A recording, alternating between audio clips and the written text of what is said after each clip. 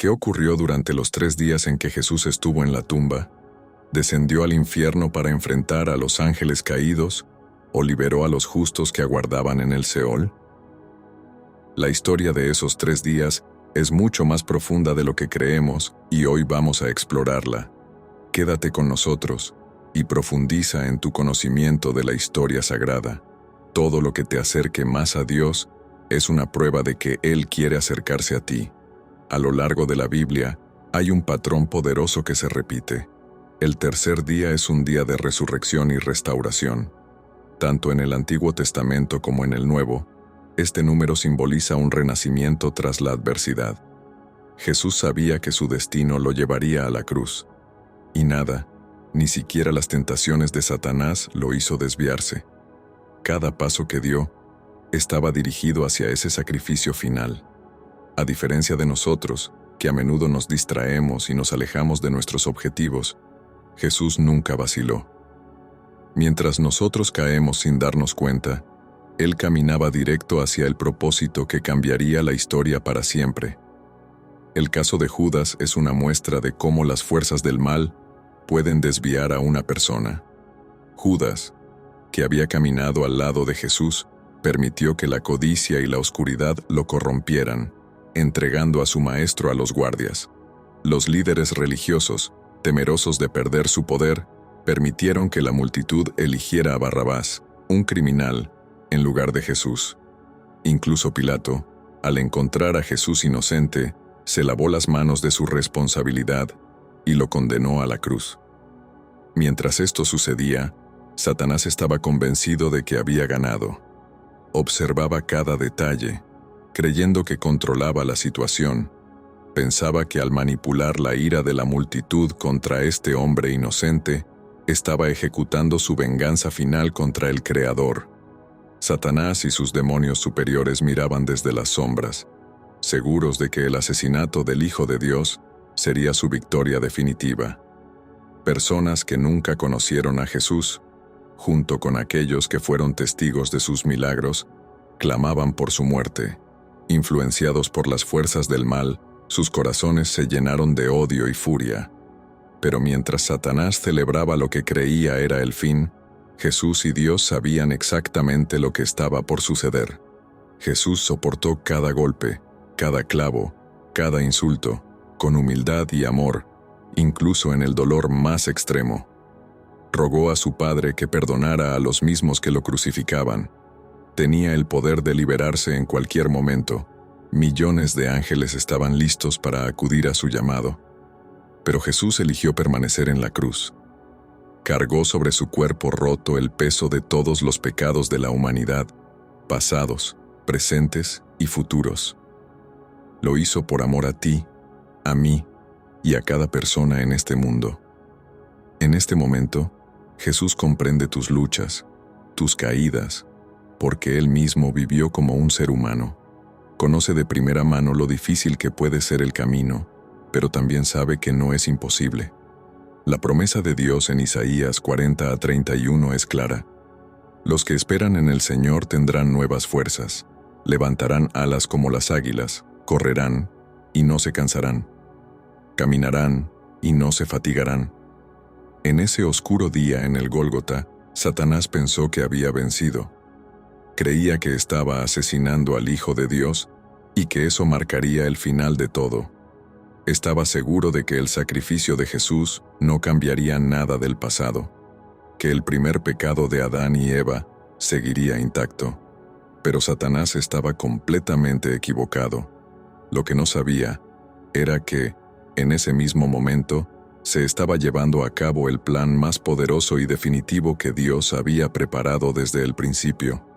El sacrificio de Jesús no solo cambió su destino, sino el destino de toda la humanidad. En el mismo momento en que el mundo creyó que todo había terminado, algo sobrenatural estaba ocurriendo. Y ahora, nos adentraremos en lo que sucedió durante esos días que cambiarían el curso de la historia para siempre. Cuando Jesús soportaba el peso del pecado del mundo, un fenómeno asombroso tuvo lugar. Una gran oscuridad cubrió la tierra. La atmósfera estaba cargada de algo ominoso, y aquellos que observaban sabían, en lo más profundo de su ser, que lo que estaban presenciando no era la muerte de un hombre común, era la culminación de un plan divino. Jesús, al tomar su último aliento, entregó su alma a Dios, y en ese preciso momento, algo extraordinario sucedió. La cortina del templo, que separaba el lugar santísimo del resto del mundo, se rasgó de arriba a abajo. Este velo había sido un símbolo de la separación entre Dios y el hombre, un recordatorio de que solo el sumo sacerdote podía acercarse a la presencia divina una vez al año. Pero con la muerte de Jesús, esa barrera fue destruida. El camino hacia Dios quedó abierto para todos, sin excepción, a través del sacrificio del Hijo de Dios.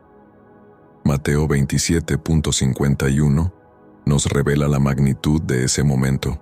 La tierra tembló y las rocas se partieron. Este no fue un simple terremoto, fue una manifestación física del poder espiritual que acababa de desatarse. Las tumbas de muchos se abrieron y los muertos resucitaron, caminando por la ciudad, atestiguando el impacto cósmico de lo que acababa de ocurrir. Pero la historia no termina aquí. Aquellos que se habían opuesto a Jesús querían asegurarse de que este movimiento no continuara. Los principales sacerdotes y fariseos, temerosos de que los seguidores de Jesús pudieran hacer circular rumores sobre su resurrección, acudieron a Pilato. Mateo 27, 62-64, nos relata cómo pidieron que el sepulcro fuera asegurado para evitar que sus discípulos robaran el cuerpo y afirmaran que había resucitado. Lo que no sabían es que aunque el cuerpo físico de Jesús estaba en la tumba, su espíritu ya no estaba en este mundo. Aquí es donde las cosas se vuelven verdaderamente sobrenaturales. Aunque su cuerpo permanecía en el sepulcro, el espíritu de Jesús no. Los teólogos han debatido durante siglos sobre lo que sucedió durante esos 3 días. Una interpretación común es que Jesús descendió al Hades, el reino de los muertos, donde proclamó su victoria a los espíritus encarcelados, incluyendo a los ángeles caídos.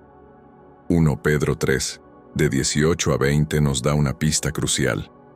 Cristo padeció una sola vez por los pecados, el justo por los injustos, para llevarnos a Dios, muerto en la carne, pero vivificado en el Espíritu, en el cual también fue y predicó a los espíritus encarcelados, que en otro tiempo desobedecieron. Este pasaje sugiere que Jesús, después de su muerte, emprendió una misión en el mundo espiritual, predicando a aquellos que habían sido encarcelados desde los tiempos de Noé. Pero, ¿quiénes eran estos espíritus? Algunos estudiosos creen que se trata de las almas de los creyentes del Antiguo Testamento, aquellos que esperaban la redención final que Jesús les traería. Para ellos, la proclamación de Jesús era una buena noticia, una confirmación de su liberación y su entrada al cielo. Otros interpretan que estos espíritus eran los condenados, aquellos que rechazaron a Dios en los días de Noé. Para ellos, el mensaje de Jesús era la declaración de su victoria y la confirmación de su condenación. Y algunos teólogos han sugerido que tal vez Jesús estaba ofreciendo una última oportunidad de arrepentimiento, incluso después de la muerte. Sea cual sea la interpretación, lo que está claro es que el sacrificio de Jesús no solo impactó el mundo físico, sino que transformó los reinos espirituales.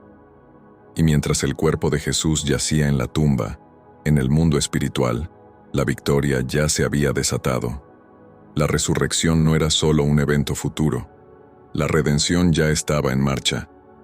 Hay quienes sugieren que la proclamación mencionada por Pedro en su primera carta, capítulo 5, es la verdad.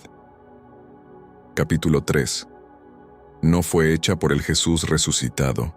Sí, es Jesús quien predica, pero lo hace a través del Espíritu Santo, y no necesariamente entre su muerte y su resurrección. En cambio, este momento de proclamación puede haberse dado mucho antes, en los días de Noé. Según esta interpretación, Pedro está diciendo que, durante la construcción del arca, Noé no solo construía, sino que también predicaba. Él fue un portavoz del juicio venidero de Dios, un predicador de justicia, como Pedro mismo menciona en su segunda carta. Noé, lleno del poder del Espíritu Santo, quien es el Espíritu de Cristo según 1 Pedro 1.11, dio una advertencia a su generación. Sin embargo, a pesar de la paciencia de Dios, la gente de esa época rechazó el mensaje y persistió en su desobediencia. Como consecuencia, sus almas, al morir, fueron enviadas al infierno, donde están encarceladas hasta el día de hoy. Pero esa no es la única interpretación. Otros creen que el Espíritu de Jesús tras su muerte fue directamente al cielo, a estar con el Padre. Esto coincide con las palabras que Jesús le dijo al ladrón en la cruz. De cierto te digo que hoy estarás conmigo en el paraíso. Si este es el caso, entonces Jesús fue al paraíso inmediatamente después de su muerte. Pero esto abre un debate. ¿Qué ocurrió realmente en esos 3 días? Aquí es donde tú, espectador, entras en la conversación. Me encantaría leer tus opiniones en los comentarios. ¿Dónde crees que fue Jesús después de su muerte? ¿Al infierno? ¿Para proclamar su victoria sobre los espíritus encarcelados? ¿O al paraíso con el Padre? No olvides compartir tu perspectiva de manera respetuosa, recordando que estamos explorando un tema profundo y complejo. Estoy deseando leer lo que piensas, independientemente de cuál sea la verdad. Para los discípulos, esos días fueron una agonía. Su líder, su maestro, había sido brutalmente asesinado, y ellos se encontraban sumidos en el miedo y la desesperación. Algunos, como Pedro, incluso negaron conocer a Jesús, destrozados por la culpa y el dolor de ver cómo su mundo se desmoronaba. Se escondieron, inseguros de lo que les depararía el futuro. Sin embargo, las palabras del profeta Oseas brindan una luz de esperanza en medio de esa oscuridad.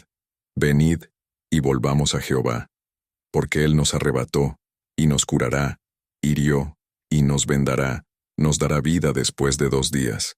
En el tercer día nos resucitará, y viviremos delante de Él. Oseas 6, 1-2.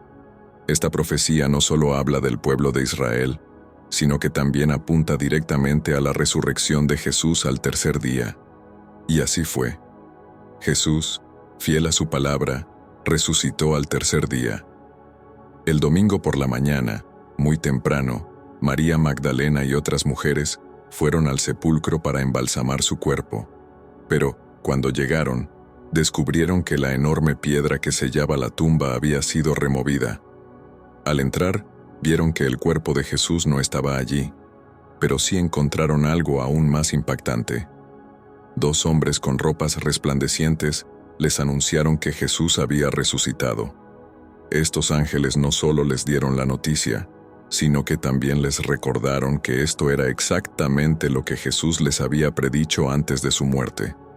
Imagínate por un momento la mezcla de emociones que esas mujeres sintieron: asombro, confusión, miedo, pero también un destello de esperanza. Lo increíble estaba sucediendo frente a sus propios ojos. La tumba estaba vacía, y aquí surge una pregunta fascinante. ¿Habrán pasado estos ángeles tiempo con Jesús en la tumba antes de apartar la piedra? ¿Habrá habido una conversación celestial, un momento solemne entre el Hijo de Dios y estos seres celestiales antes de que Él regresara a la vida terrenal por otros 40 días?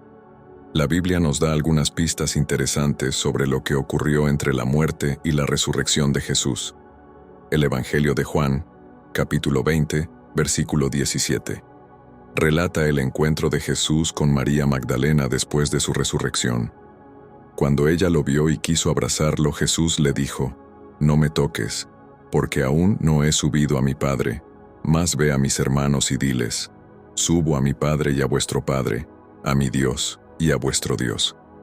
Esto plantea una pregunta intrigante. ¿Por qué Jesús no permitió que María lo tocara? ¿Qué significa que aún no había subido al Padre? Padre. Después de explorar las diversas teorías sobre los 3 días que Jesús pasó entre su muerte y su resurrección, nos enfrentamos a una de las preguntas más intrigantes. ¿Por qué Jesús descendió al infierno? Para responder a esto, nos adentramos en algunos textos apócrifos que ofrecen una visión más detallada de lo que pudo haber ocurrido. Aunque las Escrituras no nos dan una explicación detallada sobre por qué Jesús descendió al Hades o al infierno, algunos textos apócrifos escritos en los siglos posteriores a Cristo intentan arrojar luz sobre este misterio. Estos relatos ofrecen una perspectiva diferente sobre el papel de Jesús en el reino de las tinieblas y el propósito de su descenso. Después de su resurrección, Jesús se apareció a sus discípulos.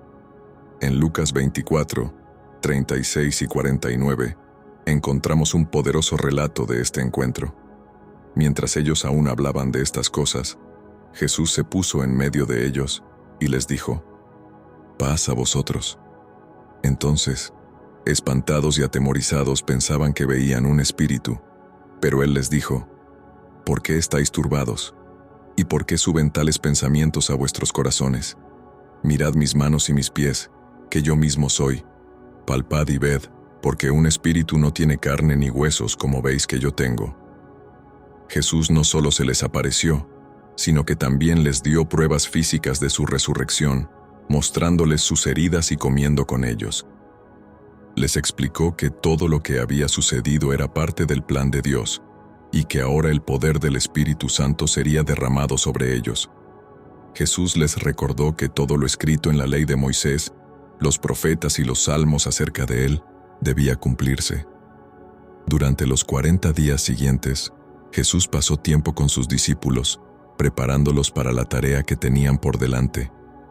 Él les enseñó acerca del reino de Dios y el poder del Espíritu Santo que sería derramado sobre ellos para continuar su obra.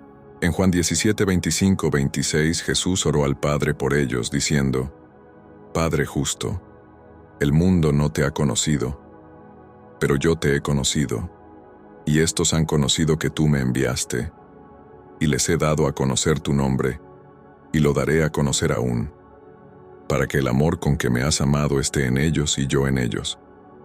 Pero la gran pregunta permanece: ¿por qué Jesús descendió al Hades? ¿Qué fue a hacer allí?